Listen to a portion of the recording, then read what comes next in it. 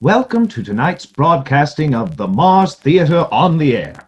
Back Alley Productions takes pleasure in bringing you the second in its series of theatrical productions. The Hitchhiker's Guide to the Galaxy, fit the first by Douglas Adams, directed by Gavin Russell and Lindsay Mackay. Before we get started with the production, we would like to make a few announcements. First, these productions are being brought to you free of charge. During this time of isolation and hardship, we do ask for donations. These donations from even as little as $1 go into us being able to keep the lights on while the theater doors stay shut for the safety of our community. We ask you if you can donate what you can while the theater remains closed. Large and small amounts are always welcome. Second, we would like to acknowledge and thank our sponsors. Dr. David Boyle and the Lafayette Presbyterian Church, Robert and Steve Woodlaw, Anna Calcetta, Joan Jones, and Richard Chandler. If you're interested in becoming a sponsor, feel free to get in touch with us at backalleyproductions@gmail.com. And last of all, we ask that you laugh when we are funny, cry when we are sad, and sit back and enjoy. Back Alley Productions presents the Mars Theater on the Air, the Hitchhiker's Guide to the Galaxy.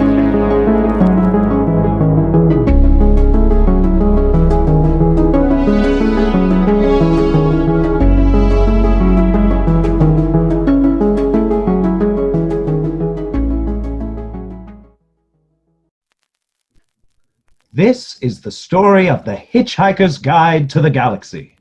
Perhaps the most remarkable, certainly the most successful book ever to come out of the great publishing corporations of Ursa Minor. More popular than the Celestial Home Care Omnibus, better selling than 53 More Things to Do in Zero Gravity, and more controversial than Olin Coliford's trilogy of philosophical blockbusters, where God went wrong, some more of God's greatest mistakes, and who is this God person anyway? And in many of the more relaxed civilizations on the outer eastern rim of the galaxy, the Hitchhiker's Guide has already supplanted the great Encyclopedia Galactica as the standard repository of knowledge and wisdom, because although it has many omissions, contains much that is apocryphal, or at least wildly inaccurate. It scores over the older, more pedestrian work in two important ways. First, it is slightly cheaper. And second, it has the words, "Don't panic," inscribed in large, friendly letters on the cover. To tell the story of the book, it's best to tell the story of some of the minds behind it. A human from the planet Earth was one of them, though as our story opens, he no more knows his identity than a tea leaf knows the history of the East India Company.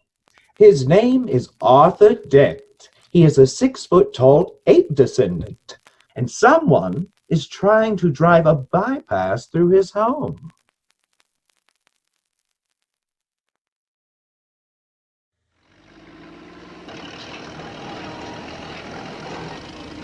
Come off it, Mr. Dent. You can't win, you know. Look, there's no point lying down the path of progress.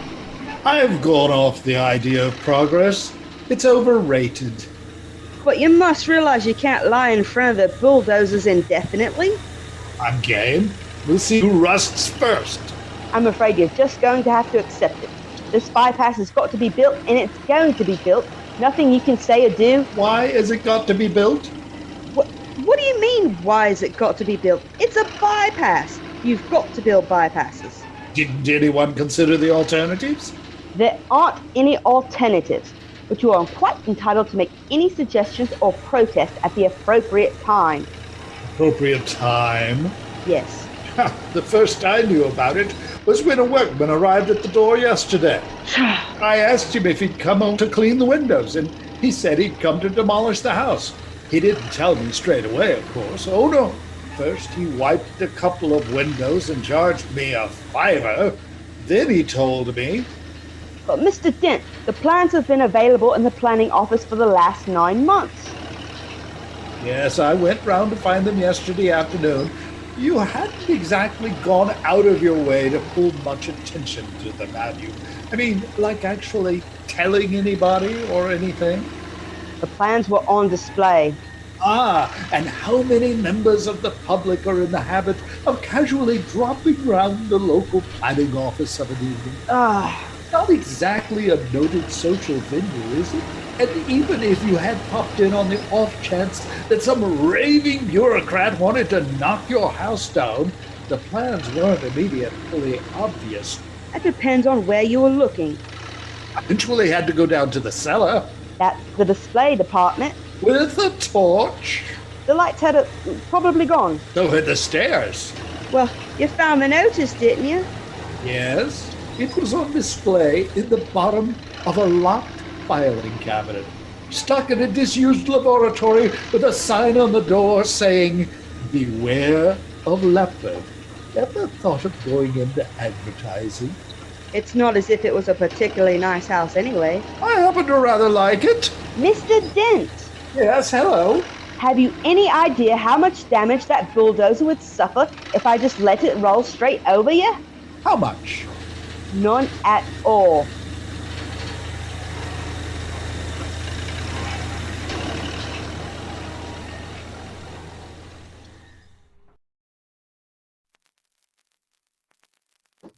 By a strange coincidence, none at all is exactly how much suspicion the ape descendant Arthur Dent had that one of his closest friends was not descended from an ape, but was, in fact, from a small planet somewhere in the vicinity of Babelfish. Arthur Dent's failure to suspect this reflects the care with which his friend blended himself into human society after a fairly shaky start. When he first arrived 15 years ago, the minimal research he had done had suggested to him that the name Ford Prefect would be nicely inconspicuous. He will enter our story in 35 seconds and say, "Hello, Arthur." The ape descendant will greet him in return, but in deference to a million years of evolution, he will not attempt to pick fleas off of him. Earthmen are not proud of their ancestors and never invite them round to dinner.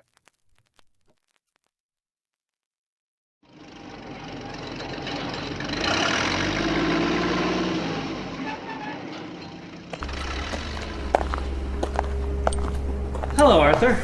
Oh, Ford, hi. How are you? Fine. Look, are you busy? Oh, I've just got this bulldozer to lie in front of. Otherwise, no, not especially. There's a pub down the road. Let's have a drink and we can talk. Don't you understand? Mr. Dent, we're waiting! Or that woman wants to knock my house down. Well, she can do it whilst you're away, can't she? But I don't want her to. Just ask her to wait till you get back. Ford? Arthur, will you please just listen to me? I'm not fooling. I've got to tell you the most important thing you have ever heard. I've got to tell you now, and I've got to tell you in that pub over there. Why? Because you are going to need a very stiff drink. Now just trust me. I'll see what I can do. It had better be good. Hello, Miss Prosser. Yes, Mr. Dent. Have you come to your senses yet? Well, can we just assume for a moment that I haven't? Well... And that I'm going to be staying put here till you go away? So... You're going to be standing around all day, doing nothing? Could be. Well, if you're resigned to standing around doing nothing all day, you don't actually need me here all the time, do you? No, not as such. So if you could just take it as read that I'm actually here, I could just slip off to the pub for a half hour. How's that sound? Well, very reasonable, I think, Mr. Dent. I'm sure we don't actually need you here for the whole time. We can just, hold up our end of the confrontation. And if you want to pop off a bit later, I can always cover for you in return. Oh, thank you. Yes, that'd be fine. Very kind of you, sir. Very kind. And of course it goes without saying that you don't try and knock my house over while I'm away? Oh, what? Good Lord, no, Mr. Dent. And do you think we can trust her? Myself, I would trust her till the end of the earth. And yes, but how far is that? About 12 minutes away. Come on, I need a drink.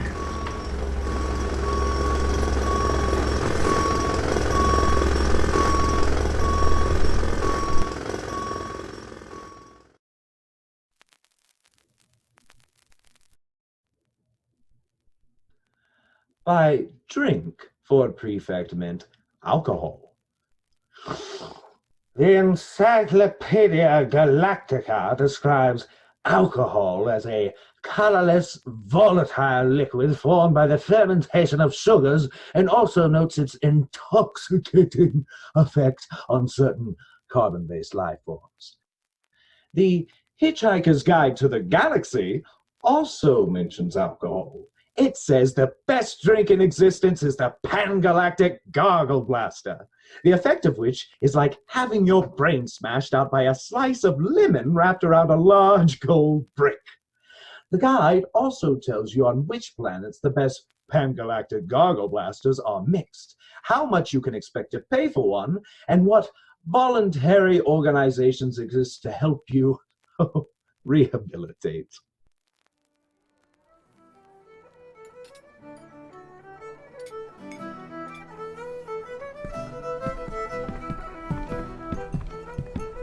Six pints of bitter, and quickly, please. The world's about to end. Oh, yes, sir. Nice weather for it. Gonna watch the match this afternoon. No point. Foregone conclusion, you reckon, sir? Arsenal without a chance? No, it's just that the world's going to end. Oh, yes, you said. Lucky escape for Arsenal if it did. No, not really. There you are, sir. 6 pints. Keep the change. Well, from a fiver. Thank you, sir. You've got 10 minutes left to spend it. Ford, would you please tell me what is going on? Drink up. You've got 3 pints to get through. 3 at lunchtime? Time is an illusion. Lunchtime, doubly so. Very deep. You should send that into the Reader's Digest. They've got a page for people like you. Drink up.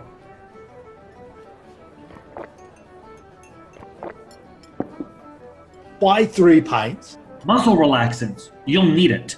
Did I do something wrong today, or has the world always been like this, and I've been too wrapped up in myself to notice? All right, I'll try to explain. How long have we known each other, Arthur? 5 years, maybe 6. Most of it seemed to make some kind of sense at the time. All right, how would you react if I said that I'm not from Guildford after all, but from a small planet somewhere in the vicinity of Betelgeuse? I don't know. Why do you think it's the sort of thing you are likely to say? Drink up, the world's about to end.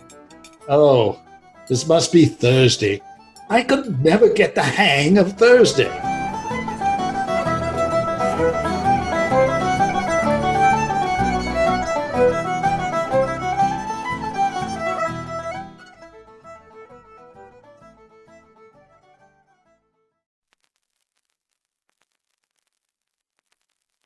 On this particular Thursday, something was moving through the ionosphere miles above the surface of the planet.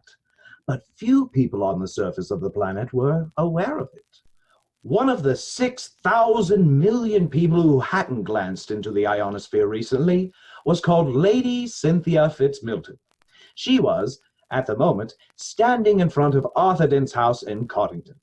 Many of those listening to her speech would probably have experienced great satisfaction to know that in 4 minutes' time, she would evaporate into a whiff of hydrogen ozone and carbon monoxide.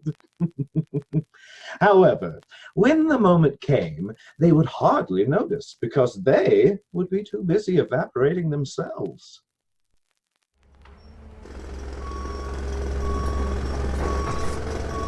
I have been asked to come here to say a few words to mark the beginning of work on a very splendid and worthwhile new Beddingford bypass. Oh, get off this! Get off where And I must say immediately, what a great honor and a great privilege I think it must be for you, the people of Coddington, to have this gleaming new motorway going through your cruddy little village. Oh, I'm sorry. Your little country village of cruddy Coddington. I know how proud you must feel at this moment to know that your obscure and unsung hamlet will now arise reborn as the very splendid and worthwhile Coddington Service Station, providing welcome refreshment and planetary relief for every weary traveler on his way. Please leave! And for myself, it gives me great pleasure to take this bottle of very splendid and worthwhile champagne and break it against the noble prow of this very splendid and worthwhile yellow bulldozer.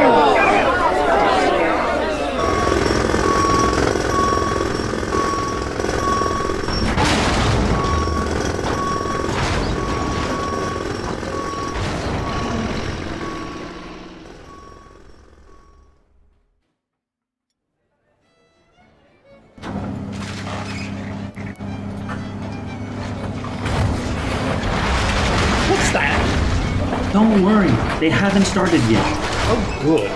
It's probably just your house being knocked down. What? Hardly makes any difference at this stage.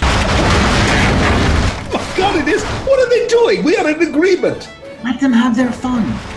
Damn you and your fairy stories. They're smashing up my home. You half-crazed Visigoths. Stop. Arthur, come back. It's pointless. Hell, I'd better go after him. Barman, quickly, can I have 4 packs of peanuts? Certainly, sir. There you are, 28 pence. Keep the change. Are you serious, sir? I mean, do you really think the world's going to end this afternoon? Yes, in just over 1 minute and 35 seconds. Isn't there anything we can do? No, nothing. I always thought we were meant to lie down and put a paper bag over our head or something. If you'd like, yes. Well, will that help? No, excuse me, I've got to find my friend. Very well, then. Last orders, please.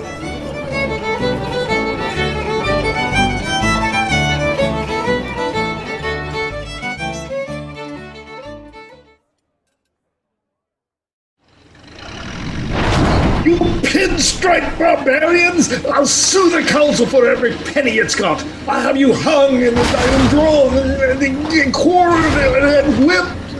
Boiled and I'll chop you into little bits until you run enough. Arthur, don't bother. There isn't time. Get over here. There's only 10 seconds left. And then I'll do it some more. And when I'm finished, I'll take all the little bits and I'll jump on them. And I'll carry on jumping on them until I get blisters, or I can think of something even more unpleasant to do. And then I'll... what is that? Arthur, quick, over here. But what is it? It's a fleet of flying saucers. What do you think it is? Quick, we've got to get hold of this rock. What do you mean, flying saucers? Just that. It's the Vogon constructor fleet. Oh, what? A Vogon constructor fleet. I picked up news of their arrival a few hours ago on my sub-ether radio. Ford, I don't think I can cope with any more of this. I think I'll just go and have a little lie down somewhere. No, just stay here. Keep calm and just take hold of this.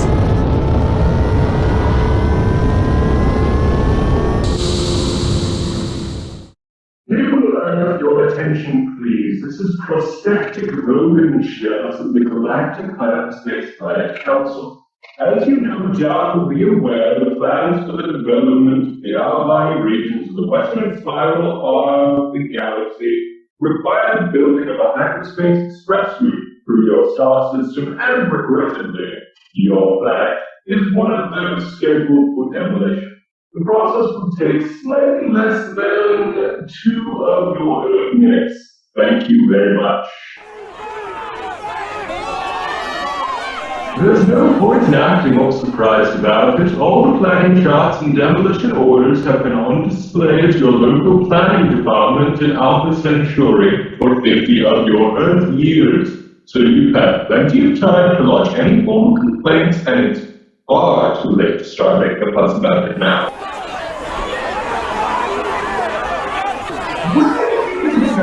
Alpha Centauri. Oh, for heaven's sake, mankind's only 4 light years away, you know? I'm sorry, but if you can't be bothered to take an interest in local affairs, I show unregard. Ever tried the demolition beer? God, I have no apathetic bloody planet. I make something worthwhile.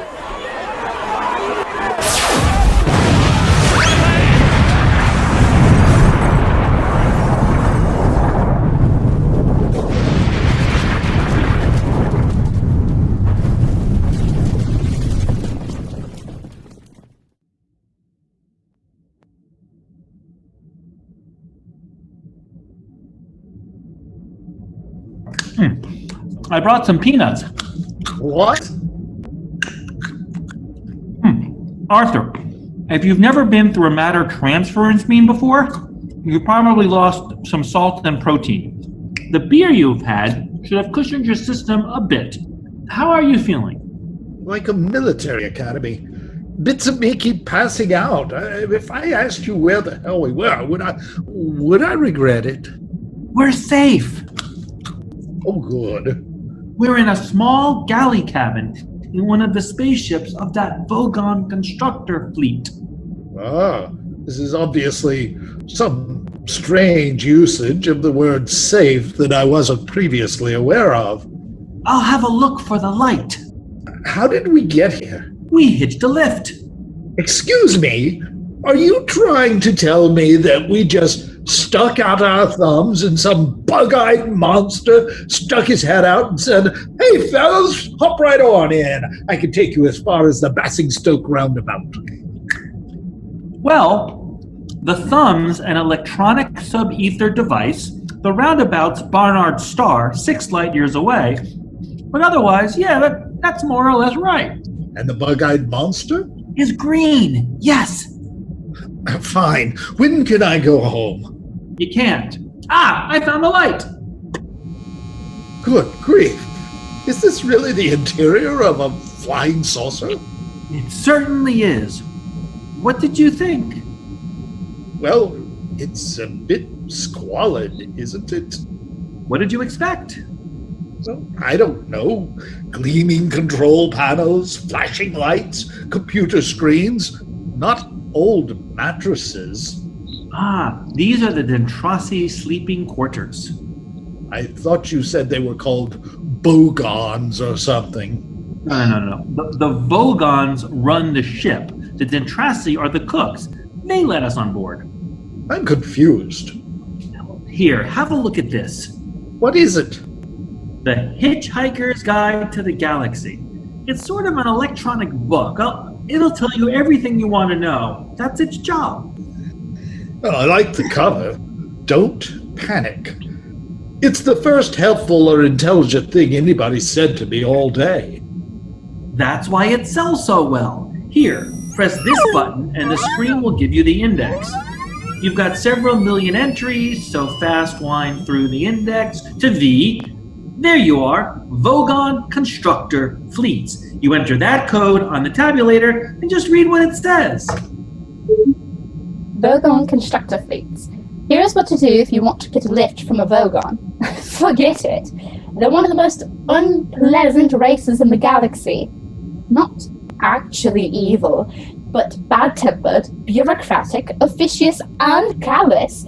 They wouldn't even lift a finger to save their own grandmothers from the ravenous bug-blatter beast of Troll, without orders signed in triplicate, sent in, sent back, queried, lost, found, subjected to public inquiry, lost again, and finally buried in soft peat for 3 months, and recycled as firelighters. The best way to get a drink out of a Vogon is to stick your finger down his throat. And the best way to irritate him is to feed his grandmother to the ravenous bug-blatter beast of Troll. What a strange book. How did we get a lift then? Well, that's the point. It's out of date now. I'm doing the field research for the new, revised edition of the guide.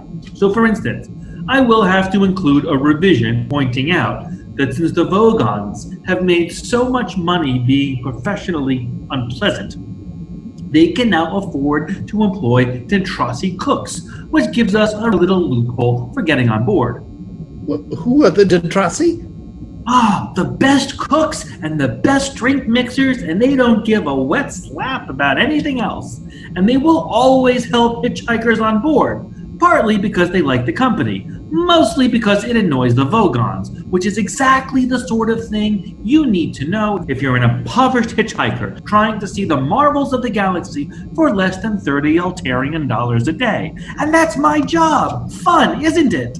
Unfortunately, I got stuck on the Earth for rather longer than I intended. I came for a week and was stranded for 15 years. But how did you get there in the first place?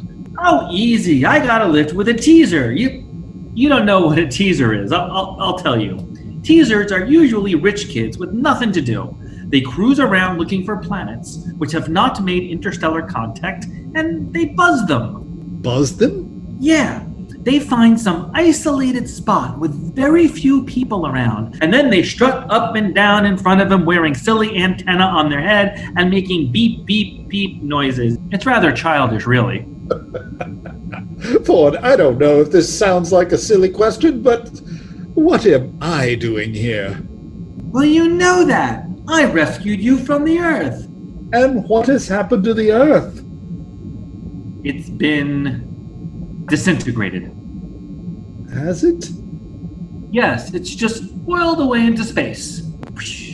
Look, I'm a bit upset about that. Yeah, I can understand. So what do I do? You come along with me, Arthur, and enjoy yourself, but you'll need to have this fish in your ear. I beg your pardon?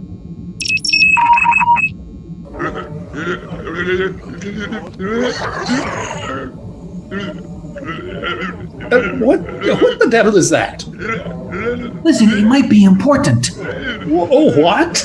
Oh, it's the Vogon captain making an announcement on the public address system. I can't speak Vogon. You don't need to. Just put the fish in your ear. Come on, it's only a little one. Should have a good time. Message repeat. This is your captain speaking, so stop whatever you're doing and pay attention. First of all, I see from our instruments that we have a couple of hitchhikers aboard our ship. Hello, wherever you are. I just want to make it totally clear that you are not at all welcome. We're currently where I am today, and I didn't become captain of a Vogon constructor ship simply so that I could turn it into a taxi service for the degenerate reload it. I have sent out a search party. As soon as they find you, I will put you off the ship. If you're lucky, I might read you some of my poetry first.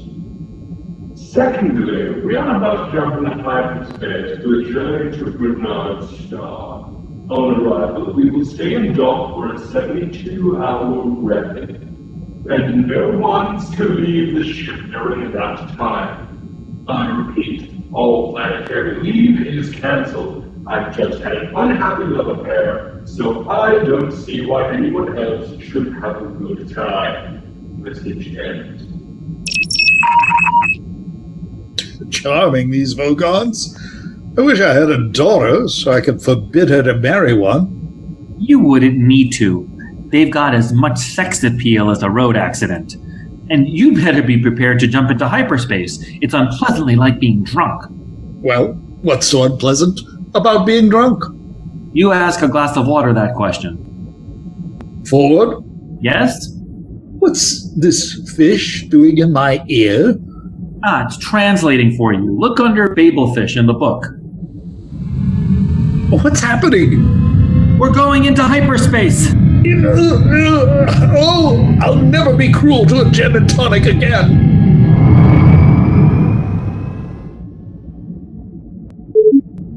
The Babelfish is small, yellow, leech-like, and probably the oddest thing in the universe.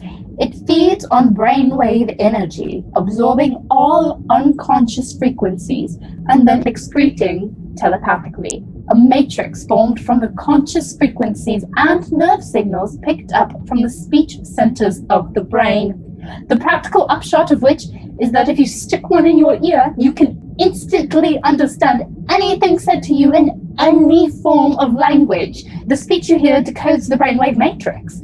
Now, it is such a bizarrely improbable coincidence that anything so mind-bogglingly useful could evolve purely by chance that some thinkers have chosen to see it as the final clinching proof of the non-existence of God. The argument goes something like this. I refuse to prove that I exist, says God, for proof denies faith, and without faith, I am nothing. But, said man, the Babelfish is a dead giveaway, isn't it? It proves you exist, and therefore you don't. Q-E-D. Oh dear, says God, I hadn't thought of that, and promptly vanished in a puff of logic. Oh, that was easy, says man, and for an encore he proves that black is white and gets killed on the next zebra crossing. Most leading theologians claim that this argument is a load of dingo's kidneys, but that didn't stop Ulan Kulfid making a small fortune when he used it as a central theme of his best-selling book. Well, that about wraps it up for God. Meanwhile, the poor Babelfish, by effectively removing all barriers to communication between different cultures and races, has caused more and bloodier wars than anything else in the history of creation. What an extraordinary book. Help me write the new edition. No, I want to go back to Earth again, I'm afraid, or its nearest equivalent. You're turning down 100 billion new worlds to explore. Did you get much useful material on Earth? I was able to extend the entry. Well, let's see what it says in this edition, then. Okay. Let's see. E, Earth, tap out the code. There's the page. But it doesn't seem to have an entry. Yes, it does. See? It's right at the bottom of the screen, just under Eccentrica Galambidus, the triple-breasted whore of Eroticon 6. What, there? Oh, yes. Harmless. Harmless? Is that all it's got to say? One word? Harmless? What's that supposed to mean? Well, there are 100 billion stars in the galaxy and a limited amount of space in the book, and no one knew much about the Earth, of course. Well, I hope you've managed to rectify that a little. Oh yes, I transmitted a new entry off to the editor. He had to trim it a bit, but it is still an improvement. What does it say now? Mostly harmless. Mostly harmless? Well, that's the way it is. Arthur, we're on a different scale now. Okay, Ford. I'm with you. I'm bloody well coming with you. Where are we now? Not far from Barnard Star, and that's a beautiful place. It's sort of a hyperspace juncture. You can get virtually anywhere from there. That is, assuming we actually get there. What's that? Well, if we're lucky, it's just the Vogons that are going to come and throw us into space. And if we're unlucky? Oh, if we're unlucky, the captain might want to read us some of his poetry first.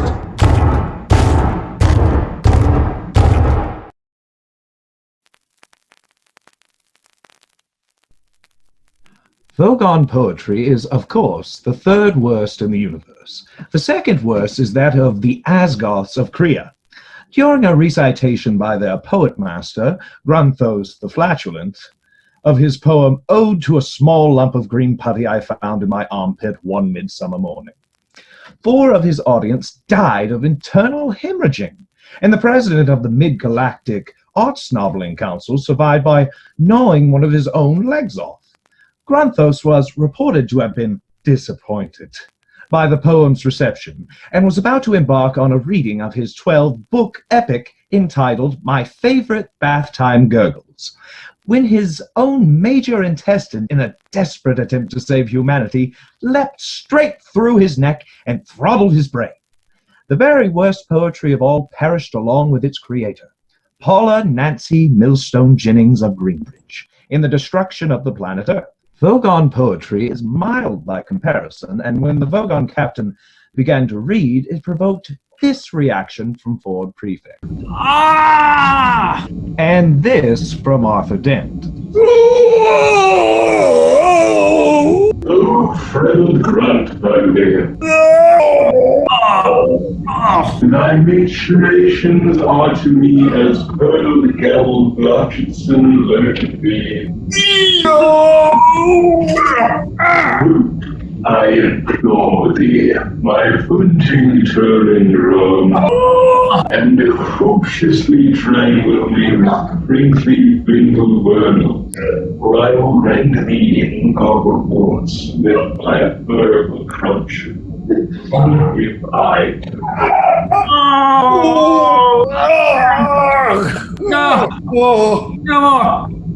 So, Earthlings, I present you with a simple choice.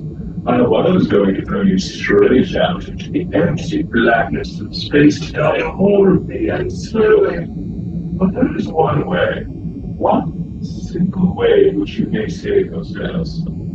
Now think very carefully, for you hold your very lives in your hands. Now choose. Either die in the vacuum of space, or...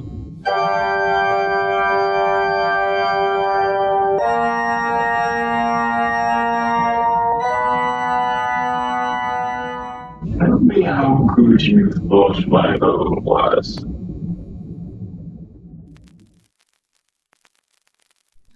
Will our heroes survive this terrible ordeal? Can they win through with their integrity unscathed? Can they escape without completely compromising their honor and artistic judgment? Tune in next week for the next exciting installment of The Hitchhiker's Guide to the Galaxy.